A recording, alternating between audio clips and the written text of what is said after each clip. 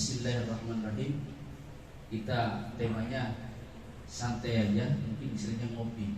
Cuma saya gak ada kopinya, nanti Ustaz Tengku bawa kopi tahun di depan. Ngopi, ngobrol perkara iman. Nahmaduhu wa nusalli wa sallim ala rasulihil karim Muhammadin sallallahu alaihi wasallam. Alhamdulillah, kita bersyukur kepada Allah Subhanahu wa taala karena kita ditempatkan di satu tempat yang mulia. Di antara sekian banyak tempat di permukaan bumi ini, maka tempat yang paling dicintai oleh Allah adalah masjid. Inilah tempat yang dicintai Allah. Dan kita bersyukur kepada Allah Subhanahu wa taala yang hadir di sini pun ini dicintai oleh Allah. Bapak-bapak yang berada sekarang di sini jadi warga binaan harusnya bersyukur juga kepada Allah. Ini bukti tanda cintanya Allah kepada kita, kepada bapak-bapak semua. Adanya bapak-bapak di sini bukan dikarenakan Allah nggak suka dengan bapak-bapak semua.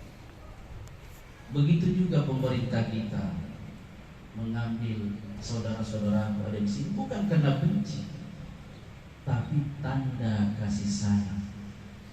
Itulah rahmat Allah yang diturunkan kepada kita.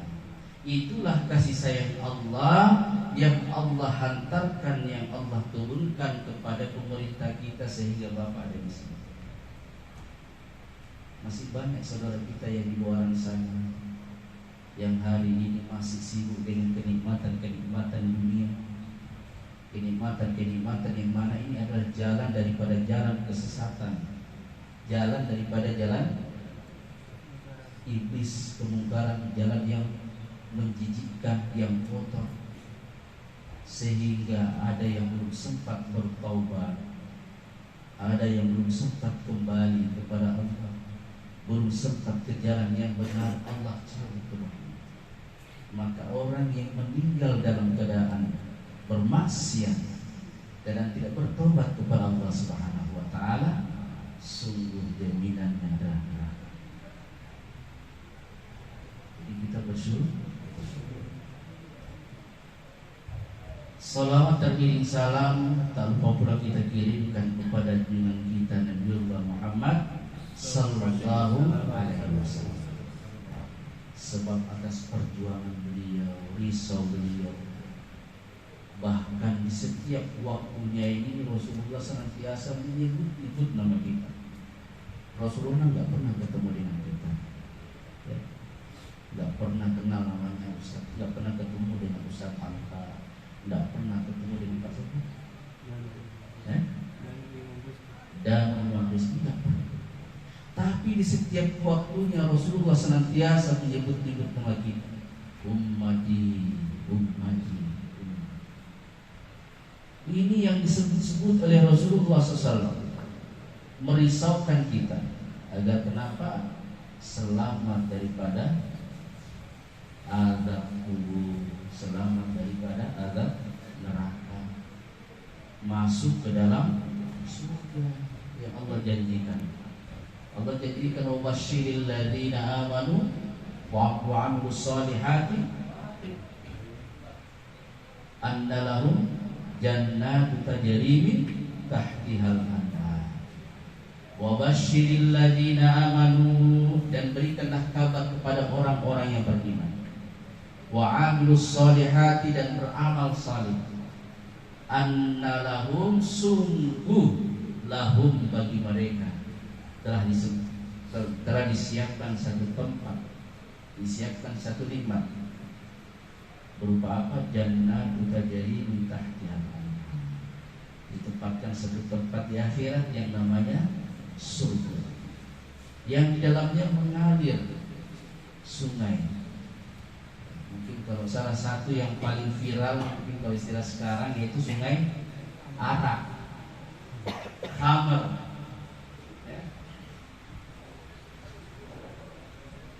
Ini sungai, kalau ini dan arak ini minuman penduduk surga, bukan penduduk dunia. Jadi kalau bapak-bapak yang ingin menikmati Sungai Arak, karena di sana bukan hanya sekedar tidak bisa nyebur mandi, ini arak bisa dinikmati sepuas hati kita. Enggak ada yang larang kalau di akhirat. Jadi minuman penduduk surga, pengen minum arak di surga, arak yang tidak memabukkan, tapi setiap tetesan yang kita cicipi akan terasa nikmat sampai kepada seluruh syaraf. Hari ini semua makanan dan minuman termasuk arak yang kita masukkan ke dalam tubuh kita, apakah enak? Saya belum pernah nikmati yang namanya arak. Tapi kalau dengar bercerita itu katanya pahit ya. Pahit. Bagaimana lagi rasanya? Hah? Keras. Sudah itu klien-klien ya. Artinya semua rahasia tak bongkar. Rahasia tak bongkar bertengkar. Ini arak di dunia. Jadi ingin mendapatkan nikmat di akhirat, minum arak di akhirat, jangan ambil bagianmu di dunia. Jadi berhenti minum. Yang sudah terlanjur merasakan ya sudah cukup sampai di sini. Kata Roma Irama ya, apa bagaimana lagunya Mira Santika, apapun namamu ya, pokoknya selesai sudah cukup. Inilah risau baginda Rasulullah kepada umatnya. Mari oleh karena itu mari senantiasa kita bersalawat kepada baginda Rasulullah SAW. Allahumma salli wa sallim. Kalau saya bertanya kepada bapak-bapak semua, saudara-saudaraku semua yang ada di sini, kira-kira pengen nggak bahagia? Pengen? Pengen banget. Pengen banget. Semuanya orang hidup di dunia ini tujuannya itu bahagia, dan ini fitrah. Fitrah sudah menjadi ketetapan dari Allah. Maka untuk mendapatkan kebahagiaan ini, maka manusia, bukan hanya manusia, seluruh makhluk di muka bumi ini mencari kebahagiaan ini, mengeluarkan segala sumber daya potensi yang ada. Maka ketika mereka mengatakan bahwasanya dan bahagia itu ketika saya memiliki harta, maka orang ini berlomba-lomba mencari harta. Ternyata juga tidak bahagia. Ketika orang itu menyatakan bahagia ketika mendapatkan jabatan, pangkat, ya kejar itu semua. Tapi ternyata tidak bahagia. Begitu juga saudara-saudaraku yang ada di sini. Sampai ke sini kenapa? Karena cari kebahagiaan, ketenangan batin, iya kan? Tapi ternyata nggak dapat ketenangan batin. Dengan mungkin awalnya coba-coba mohon maaf. Nah, hadirin kepada Allah Subhanahu Wa Taala. Lalu di mana itu bahagia? Ini bahagia Allah sudah letakkan sesuai dengan fitrah dan iradah. Kita nggak bisa lari dari situ. Maka kebahagiaan manusia ini Allah letakkan di dalam amal agama. Amal agama. Jadi nggak ada yang lain. Kita mau cari ketenangan, dekat dengan Allah. Kita mau cari kebahagiaan, dekat dengan Allah. Nggak ada yang lain. Inilah. Jadi Allah katakan ala bizikrillahi tatmainnul, hanya dengan mengingat Allah hati menjadi tenang. Boleh ya saya tanya ya? Boleh kan? Bukan berarti menyinggung, enggak. Bagi pengalaman Pak, waktu saya sekalian sama Pak siapa namanya? Pak Stephen. Pak Stephen waktu Muhammad bersentuhan dengan itu setiap kali konsumsi bahagia. Ada rasa tenang, bahagia enggak? Konsumsi ada. Ada. Ada bahagia. Setelah itu hilang lagi. Sengsara. Was-was, takut, baru dengar sedikit polisi bunyi apa? Mobil patroli lewat sudah begini-begini. Ya. Obat habis, sengsara. Itu namanya nikmat membawa sengsara, bukan sengsara pembawanya. Ya. Nah, ini kenapa? Karena kita memang salah jalan. Sudah tahu itu jalan pergi ke Besum itu lurus dari Kemiri ini belok kiri. Tapi dia pergi ke Besum lurus hantam ke Mahribi. Tidak sama. Begitu juga Allah sudah sampaikan bahwasanya kebahagiaan manusia ini di mana ketika dalam dirinya ada amal agama. Maka tidak usah cari yang lain. Jadi ketika orang itu memiliki harta yang banyak, lewat dia amal agama, maka dia bahagia. Apabila dia miskin, dia amal agama bahagia. Dia susah, mungkin lebih parah daripada miskin, melarat. Tetapi ketika dia amalkan agama, dia bahagia. Jadi kebahagiaan ini kita dapatkan dengan amal agama. Saudara dengan Allah Subhanahu wa Ta'ala. Jadi kebahagiaan kehidupan dunia ini bukan kehidupan untuk memuaskan nafsu. Hidup dunia ini bukan memuaskan nafsu, tapi hidup dunia ini untuk menyempurnakan iman dan amal. Apa? Menyempurnakan iman, amal. Dua itu saja. Ini yang harus kita sempurnakan. Sementara yang lain-lainnya seperti makan, pakaian, tempat tidur, ini cuma keperluan saja. Ya keperluan ya, kalau sudah selesai ya sudah, ya kan? Selesai ya sudah, berhenti dipakai ya sudah selesai. Tapi yang namanya tujuan, yang namanya maksud, di mana ini tujuan ini membawa kita kepada satu jalan, apa yang kita inginkan. Yaitu tadi semua manusia, semua makhluk Allah ingin mendapatkan kebahagiaan. Maka kebahagiaan itu kita dapatkan dengan amal agama. Bersyukurlah saudara-saudara berada di sini, ya, menjadi warga binaan, ya. Ini bersyukur sekali. Alhamdulillah di sini didatangkan ulama-ulama, didatangkan ustaz-ustaz untuk ngajar ngaji. Ya itu nggak butuh biaya. Ya bisa tanya sama beliau ustaz itu, kita mondok itu kira-kira habis biaya berapa puluh juta. Iya, benar. Mondok itu bukan biaya sedikit, nggak gratis. Ya, ustaz saya nggak gratis, mondok iya, kita beli, iya tak? Nah, hari ini bapak-bapak ini didatangkan di sini jadi warga binaan, gratis, makan gratis, tidur gratis, nggak mau belajar, itu lucu. Sedangkan kami dulu makan juga bayar, ya, di pondok makan bayar. Siapa bilang kita makan gratis? Ya. Itu hanya untuk bagaimana mendapatkan kebahagiaan, mendapatkan ridha Allah, supaya kita mampu mengamalkan agama dengan sempurna. Ya kalau sekarang saya ajak bapak-bapak semua, ayo kita ke pondok pesantren saya di Jalan Mampu, atau kalau enggak ke Al-Qausar, YPKP, kita mondok di sana sama-sama. Mau enggak? Di sana ada anak kecil, anak-anak yang masih belia sudah mondok. Kira-kira malu nggak? Malu kan? Ya sekarang manfaatkan waktu yang ada. Ketika nanti bapak keluar dari sini lagi, saya yakin belum tentu bapak Bius mampu menyisihkan waktunya untuk belajar agama. Akan dipenuhi keseharian bapak-bapak semua akan dipenuhi dengan kesibukan urusan keluarga, urusan pribadi, sehingga lalai lagi untuk menuntut ilmu. Sehingga lalai tujuan yang tadi sudah berubah mencari kebahagiaan dengan amal agama, lalai menjadi tujuan hidup itu, kebahagiaan itu dengan harta benda, akhirnya susah lagi.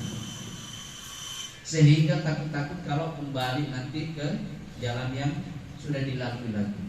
Oleh karena itu bapak-bapakku, orang-orang tuaku, saudara-saudaraku semua, mari kita manfaatkan momen ini. Selama ada di sini, manfaatkan waktu untuk belajar agama, ya, sehingga nanti keluar berubah.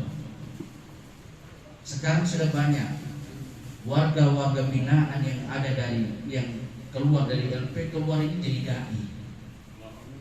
Jadi dai banyak.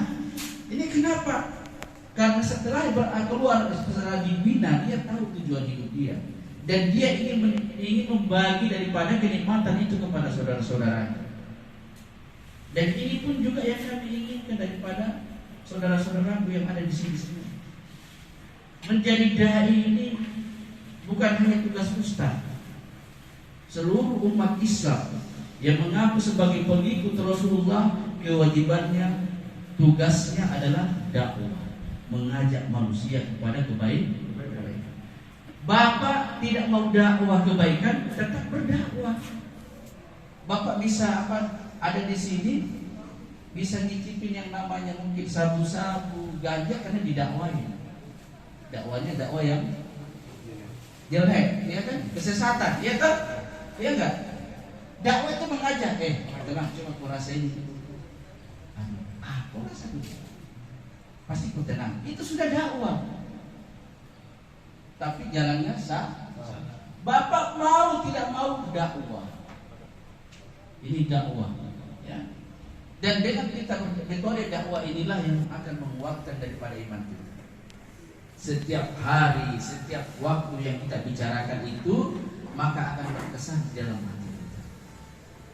Kalau setiap hari yang Bapak bicarakan masalah narkoba terus, berapa harga satu linting ganja, ya, satu paket sabu-sabu, maka setiap hari itu terus yang dibicarakan.